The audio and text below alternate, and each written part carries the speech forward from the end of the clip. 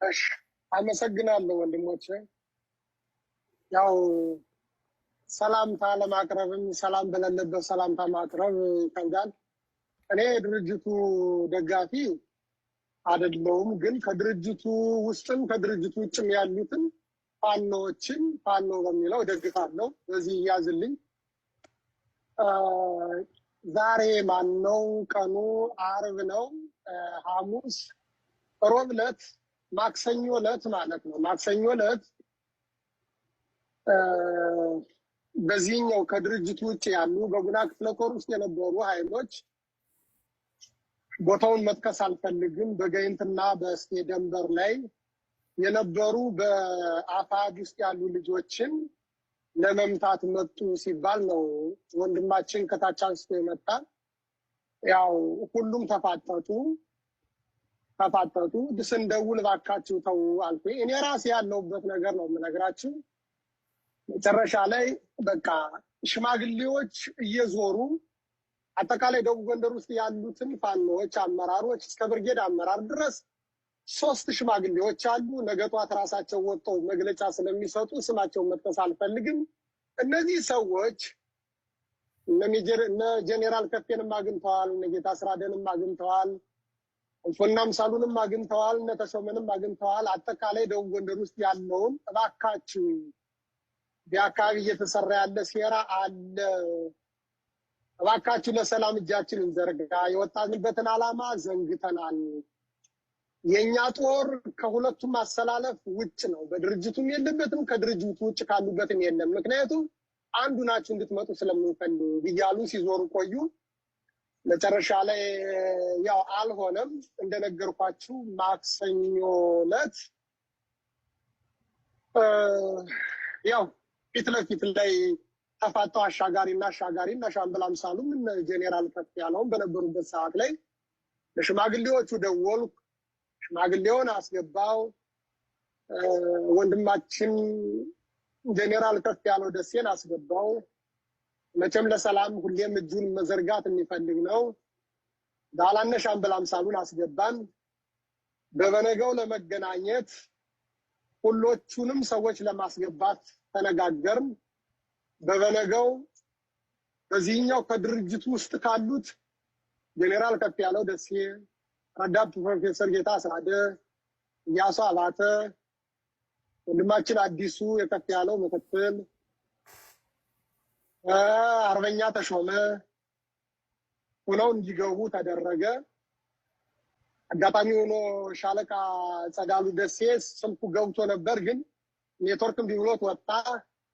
በዚህ በውጭ አንድ ወንድሜን እኔ ይዣለው። መሬት ላይ 3 ሽማግሌዎች አሉ።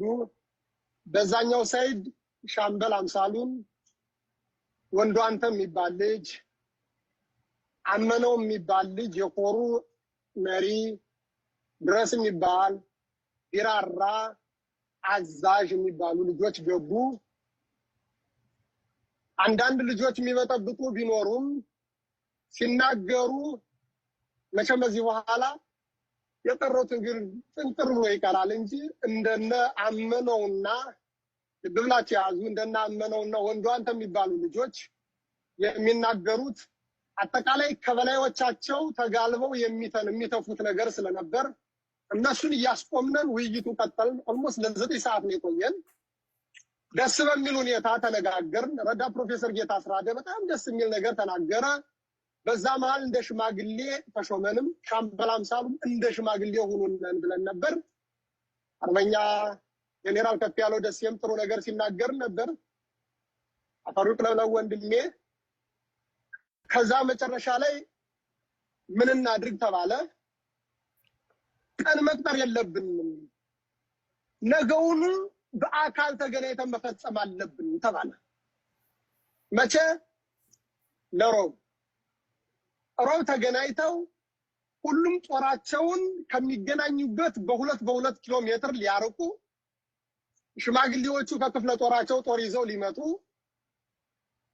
በመሃል ላይ አጃቢዎቻቸው በ1.5 ኪሎ ሜትር ርቀት ሊቆሙና ለምሳሌ በነ ጌታ በኩል ያሉትን ሊደራደሩ የሚቀርቡትን እነዚህ ሽማግሌዎች የያዟቸው ጦሮች ፈትሸው ይዘው ሊመጡ፣ በእናምሳሉ በተመሳሳይ እዚህ ላይ አንድ ነገር ሳረሳም ነግራችሁ ነገር ውይይታችን ላይ ያስገባችሁት የጨመራችሁት ሰው ካለ በግልጽ ንገሩን ብለን ጠይቀናል።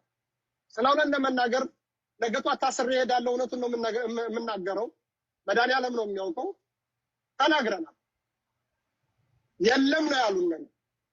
ነገር ግን በሚያሳዝን ሁኔታ ከውጭ እንኳን እንደነ ሙላት አድኖ የነበረ ሰውን እዛ ስልክ ውስጥ አስገብተዋል።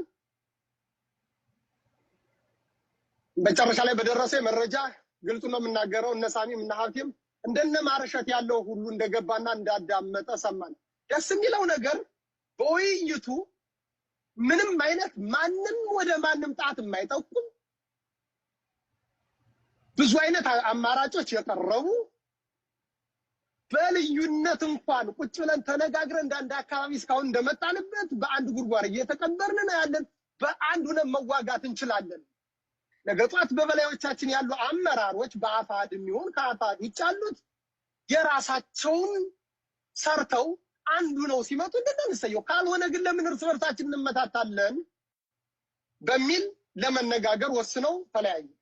መጨረሻ ላይ ሽማግሌዎቹ በበነገው መጡ። ሐሙስ ዕለት ሽማግሌዎቹ መጡ፣ በማከላቸው ገቡ። በምን ሁኔታ በማናውቀው ከየት መጣ ሳይባል እነ ጄኔራል ከፍያለው ደሴን መከላከያ ገጠማቸው። ሐሙስ ልብ በሉ ጧት ላይ ቀኗን እያያዛችሁ ያዛ እንትን ያላቸው ወዲያው ሰማን፣ ደወልነን። እኔ አገኘሁት ከፍየንም አገኘሁት፣ ይቅርታ ጄኔራል ብዬ ስላልጠራው አገኘሁት። በኋላ እንደዚህ ተፈጥሯል አለ። አጋጣሚ ሆኖ ገዥ ቦታ ስለነበር የናምሳሉ ወደኋላ እንዲያፈገፍጉላቸው ጥያቄ አቀረበ። አንሄድም ያለ ኃይል አለ። በዛ መካከላቸው ደግሞ በጣም ጥሩ ልጆች አሉ ለሰላም። አሁንም መሰክርለታለሁ። ለነገሩ ስሙን ብጠራ ነገ ጧት ሌላ ነገር ስለሚደረግ አልጠራውም። በጣም ምርጥ ልጆች አሉ። እነሱ ባደረጉት ግን ያው ወደዛም ሳይሄዱ ቀሩነ ጄኔራል ከፌ ያኔ መጣ ጠላት አመድ አድርገው ወጡ። ከወጡ በኋላ ማታ ላይ እንቅስቃሴ ያደረጉ የነማን የነቢራራ ጦር ወደ መረጃ ደረሰ። ስንደውል ውሸት ነው አሉ። አሻግረው ግን ጨረቃዋን ተገን አድርገው ይጠጓቸዋል። መጨረሻ ላይ ሽማግሌዎቹ የሽማግሌው ጦር በመሃል ስለገባ ምንም ማድረግ ስላልቻሉ ቆሙ። ሽማግሌዎቹ ታዘቡ። እያንዳንዷን ነገር ለኛ ሪፖርት ያደርጋሉ። እኔም አልተኛውም።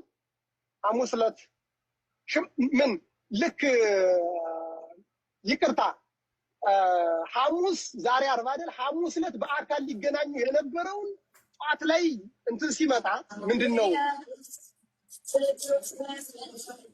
አንድ የሚውት አድርጉት ፕሊዝ። ሚውት አድርጉልኝ እባካችሁ። ሚውት አድርጉት እባካችሁ። ዶክተር ደረጀ ሆስቱ ካልተከታተለ አይሆንም። ሆስቱን ተቆጣጠሩና አስወጡ። እንደዚህ አይነት ሰው ቀጥል አንተ።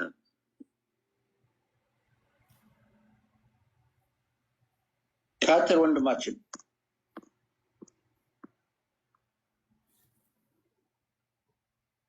ዘውባንት አንተን ነው። ኦኬ ሚውት ያደረገ ሰው አለ። እኔ ሚውት አላደረኩም።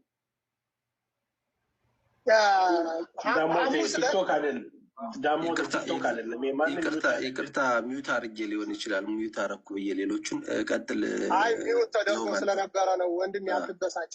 ይቅርታ ቀጥል። ችግር የለውም። ከዛ በኋላ ሐሙስ ዕለት በአካል ሊገናኙ አካባቢው ሰውም በራሱ ታቦት ሁሉ ይዞ ወጥቶ እርቅ ለመፈጸም ሊደረግ ሲታሰብ ስልካቸውን ዘጉ። በማን በነቢራራ ሳይድ ያለው ለምን አጠቃላይ ተደውሎ እንደነ ዮሐንስ ንጉሱ በሚባል ሰው በቀጥታ ተደውሎ መርህ አልባ ውይይት ነው የምታደርጉት፣ እነ ሳሚ 24 ሰዓት እየደወሉ እንዴት ትነጋገራላችሁ? እናንተ ምን መብት ኑሯችሁ ነው እያሉ ጨቀጭቋቸው ጫና ያደርጉባቸው ስለነበረ ስልካቸውን ዘጉ። ሻምበል አምሳሉ ብቻ ስልክ ከፈተ። ሻምበል አምሳሉም ሲጠየቅም ወዲያ ወዲህ ይላል። ሳይሆን ቀረ። የሐሙስ ዕለት ማታ በቃ እነዛ ሽማግሌዎች እባካችሁ ይሄን ቦታ ለቃችሁ ሂዱ ተባለ። ይሄን ቦታ ለቃችሁ ሂዱ ብለው እነ ጄኔራል ከፍያለው ደሴ ነገሯቸው። እነ ጄኔራል ከፍ ያለው ደሴ ወለላ ባህር ከሚባለው አልፈው ያንን ቦታ በብዙ ርቀት ለቀው ሄደው ከዛ እንቆይ ወንድሞቻችን ጋር አንድ ተንኮለኛ ቢተኩስ አሁን ሽማግሌዎቹ ይልከሙ በማለት ለፍትህና ለሽምግልና የቀረቡ ለእውነት ለሰላም የቀረበ ስለነበረ ተነስተው ሄዱ። መጨረሻ ዛሬ ጧት ሌላ ሽማግሌ ከነዚህ ሽማግሌዎች ሌላ ሽማግሌ ገባ ተባለ። ሌላ ሽማግሌዎች ገቡ።